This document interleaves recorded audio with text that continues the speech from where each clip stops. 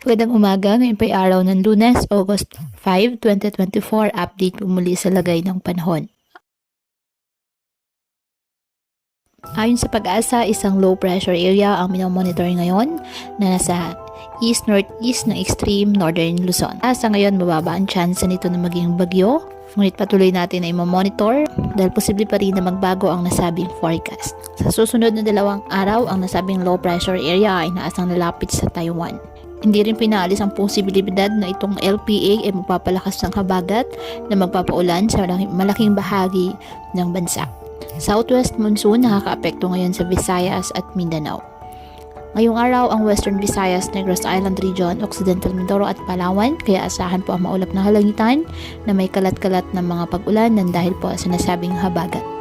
Ang Mindanao at nalalabing bahagi ng Visayas, bahagyang maulap hanggang sa maulap na halangitan with isolated rain showers or thunderstorms dahil pa rin po sa southwest monsoon.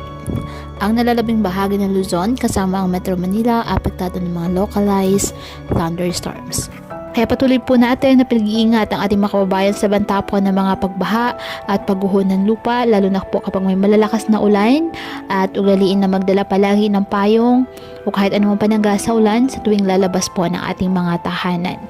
At yan po muna ang update sa lagay ng panahon ngayong araw. Muli patuloy po tayo na mag-ingat at palaging tandaan, God loves you. Stay safe and God bless.